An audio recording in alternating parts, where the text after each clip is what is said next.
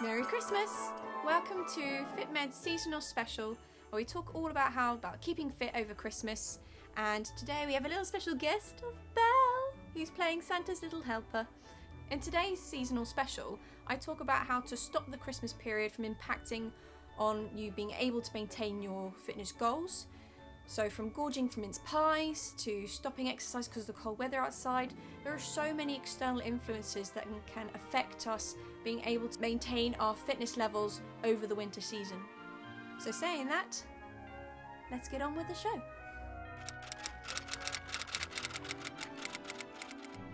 Keep your activity levels up.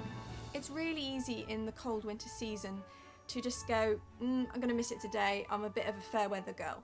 But that doesn't have to be the case. Only my last episode that I did on hypothermia and exercise, I talk all about how you can use appropriate weather and appropriate techniques to try and avoid getting cold and wet during your exercise outside.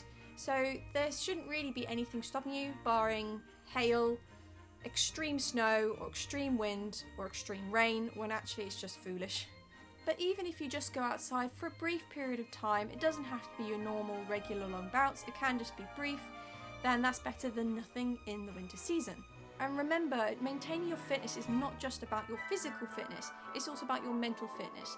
And just going out for a quick walk can also help improve your mood and keep those winter blues away. Plan ahead. If you're like me and you move around a lot, it can be quite disruptive to keep up your exercise routine. So if you're going back home for Christmas for a couple of weeks, then that's another break in your routine. It's important to try and work out what you're able to do in your different locations, such as you're visiting home or friends or family. And it's also important, if you've got these big Christmas parties or events you want to go to try and plan your exercise bouts around those. So maybe if you're normally someone who likes to exercise in the evenings and you've got those parties, then maybe swap your exercise routines to the morning, and that way you can still fit everything in without being tired. Another important thing to plan ahead for is food intake, so about your nutritional fitness. If you know you're going to a big event in the evening or you're going to have a big Christmas dinner, maybe reduce the amount of calories you take in the morning so your total calorie intake throughout the day is balanced. If reducing your portion sizes in the morning is something you feel like you can't do, then if you're going to a big meal at lunch or in the evening, remember what you can do instead is fill your plate full of greens. They are a lower calorie alternative to the pigs and blankets, or the roast potatoes, an alternative to those sweet, fatty, salty treats that you can have with the meal. And maybe don't go overboard on all the Christmas pudding and the Christmas treats.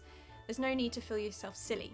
However, saying that, if you do decide to gorge yourself on Christmas Day, you should not feel guilty about it, because a one-off change in your diet and calorie intake will not make any difference to your nutritional fitness as long as it remains a one-off throughout the year. And remember, if you do decide to have a really large meal on Christmas Day, your digestive system will really thank you for it if you actually have a lot of greens at the end of the day. Trust me, it'll thank you. Drink plenty of water.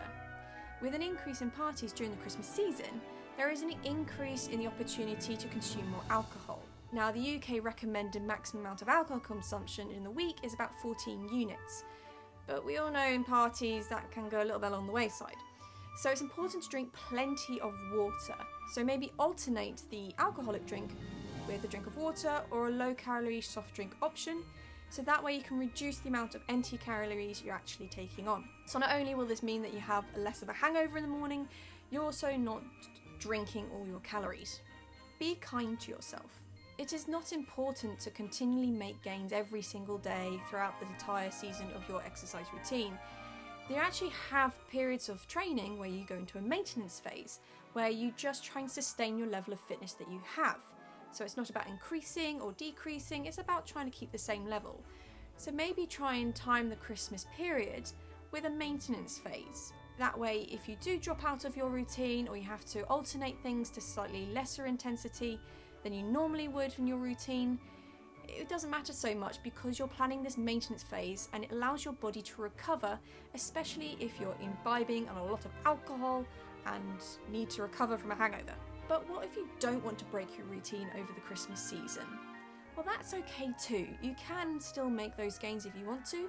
A lot of clubs offer Christmas trail runs or Christmas cycle rides, And if you're brave enough, you can even do the Boxing Day swims. Ultimately, this Christmas season is all about being with your friends and your family and enjoying your time together. So on Christmas Day, you could maybe try and encourage your family who aren't busy with chores to come join you on a Christmas walk in the morning. Maybe in the afternoon, once you've finished your Christmas lunch and unwrapping all your presents, you can take your family down to a local park for a game of football or cricket and enjoy just having a competitive sporting event together, or any activity that encourages your family to be active for about 30 minutes in the day. Personally, I've had some quite extreme and active games of Pictionary. Use this season to recharge and reinvigorate your passion for sport and exercise. And don't feel guilty for slacking off just for a few days, and enjoy being with your friends and family. As I'll enjoy being with Belle. So that concludes today's video. I hope you all have a very Merry Christmas over the next few days, and I hope to see you all in the new year with my next video on about how to set goals and stick to them. You can find me on Instagram at Lexi_Fitmed. And remember to like, subscribe and ding that bell if you want to be the first to know when the next video drops. See you all next time on FitMed.